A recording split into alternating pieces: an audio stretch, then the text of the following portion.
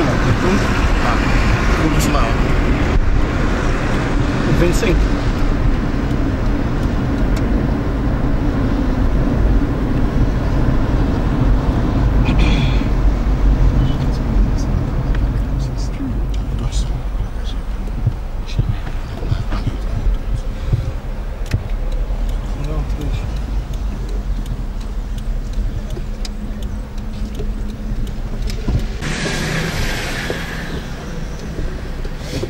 Abidjan, Sobroko, site de la représentation de l'Organisation des Nations Unies en Côte d'Ivoire.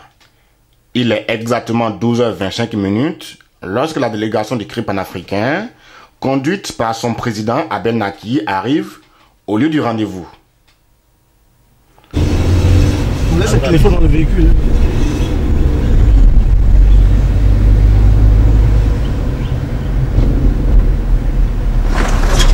Je ne vais pas t'adresser à quelqu'un, c'est pas évident que tu passes comme ça.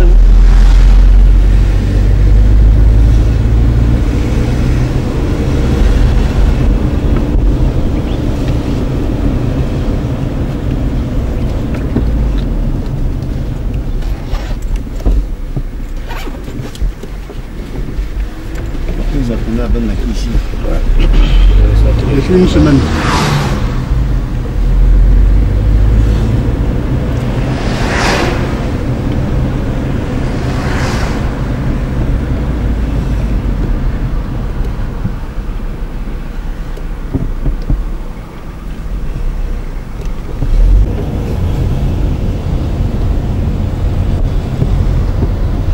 Voyons avec le gars là, on nous dit.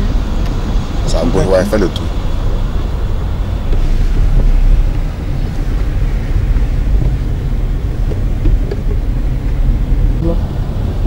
C'est où? Dans n'importe où. Dans ici. Oui, dans n'importe où. C'est bon?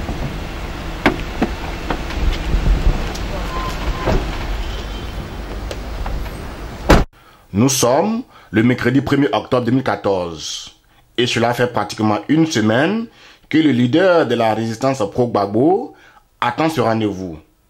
Lui qui a pratiquement rencontré tous les acteurs politiques ivoiriens en l'espace de 2 semaines de présence en Côte d'Ivoire ne pouvait pas ignorer le rôle que l'ONUCI a joué avant, pendant et après les élections présidentielles de novembre 2010 dans notre pays.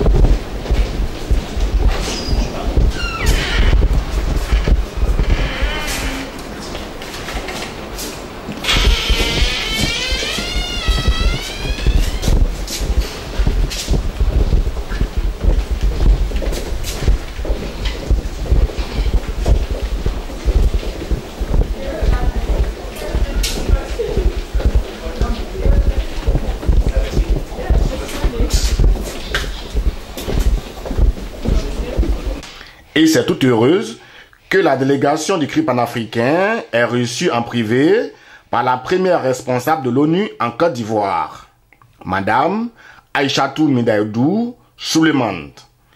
Et comme il est de coutume, c'est le visiteur qui est le premier à donner les raisons de sa visite.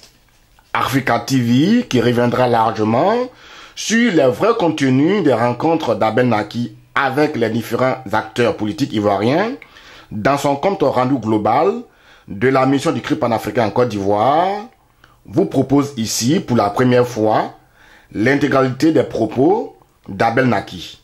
Il était face à la représentante spéciale du secrétaire général de l'ONU en Côte d'Ivoire. Très heureuse de vous recevoir. C'est un plaisir de vous recevoir pour discuter avec vous. Moi, j'aurai donc mon assistant. D'accord. Et puis la porte-parole qui va nous rejoindre. D'accord. Donc, comme j'ai bien appris ma leçon, quelles sont les nouvelles? Les nouvelles sont bonnes. En Afrique, toujours, les nouvelles sont bonnes. Les nouvelles ne sont jamais mauvaises. Même quand il y a un problème, les nouvelles sont toujours bonnes. Nous sommes arrivés le 15 septembre dernier à l'aéroport.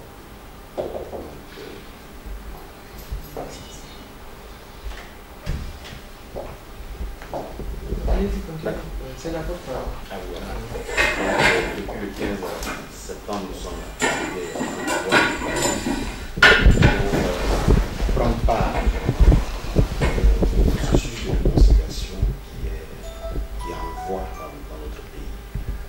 Nous nous sommes dit que la réconciliation est un processus et il faut être dans le processus pour pouvoir connaître les rouages, connaître ce qui se passe à l'intérieur et apporter des revendications ou des doléances si possible. Donc notre mouvement qui aujourd'hui est un parti politique est né en France à la veille de la crise post-électorale. Et en France, nous avons milité, manifesté pour dénoncer un peu ce qui se passait dans notre pays. Pendant 3 ans, nous l'avons fait en France, aux États-Unis, un peu partout. Donc après les 3 ans, nous disons que bon, quand on dénonce, il faut aussi être dans le processus pour apporter des propositions ou des solutions. Donc c'est cela qui nous a amenés sur le terrain. Et donc nous ne pouvions pas repartir ou faire des activités en Côte d'Ivoire sans passer au voie de l'Organisation des Nations Unies, qui a fait beaucoup pour notre pays, qui continue de faire beaucoup pour notre pays.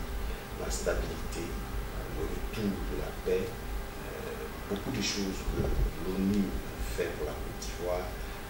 Il est important pour nous de venir vous voir, pour dire merci, saluer le travail qui est fait sur le terrain. Nous sommes loin, à 6000 km, et nous recevons des nouvelles d'ici. On nous dit qu'en Côte d'Ivoire, on ne peut pas circuler, il y a des chars de l'ONU ici partout, il y a les dozos partout. Vous avez vu, non? Et donc nous sommes arrivés pour constater.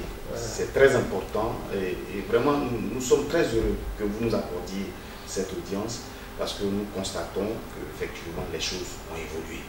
Et quand les choses évoluent, il faut que les acteurs aussi puissent évoluer dans le processus. Donc c'est pour cela que nous sommes venus avec des propositions à faire au gouvernement, des propositions comme par exemple pour la réconciliation.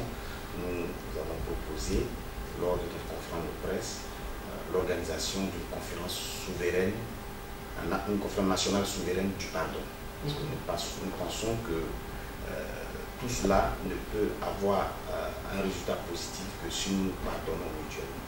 Et à cette conférence-là, que tous les leaders qui ont participé aux élections, à l'élection présidentielle, puissent demander pardon au peuple ivoirien.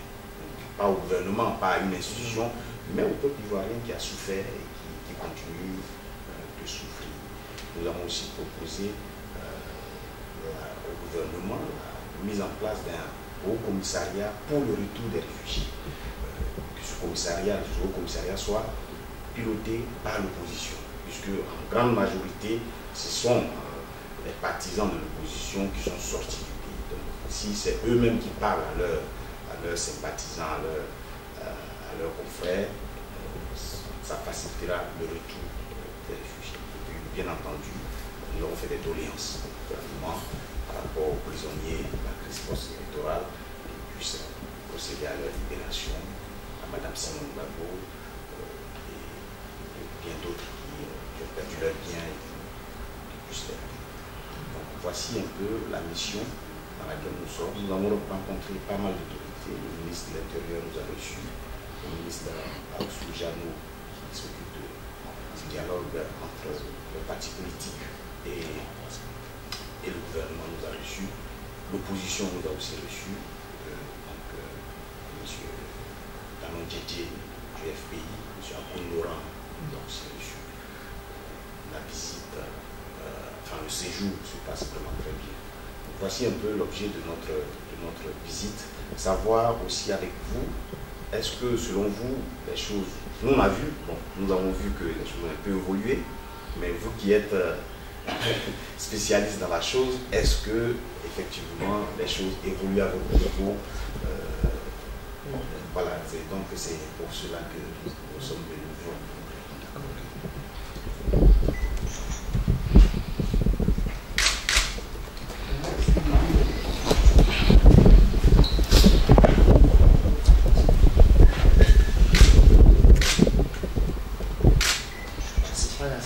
Merci beaucoup. Merci. Et puis, la semaine du 27 alors. D'accord. Oui, merci. On enverra un mail et puis on repassera. D'accord. Merci. Bonne suite. Hein.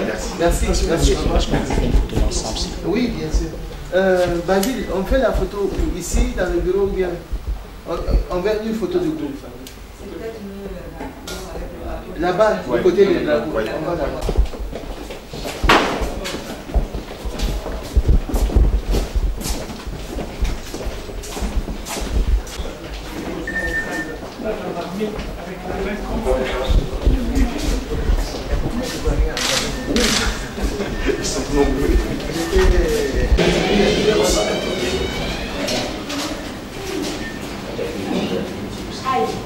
Oui, mais on ne peut pas ainsi au drapeau.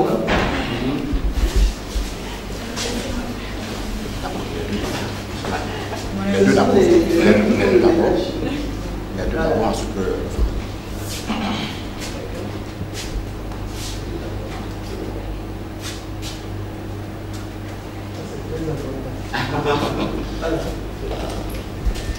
c'est tout le monde, non? non, vous deux d'abord, ensuite.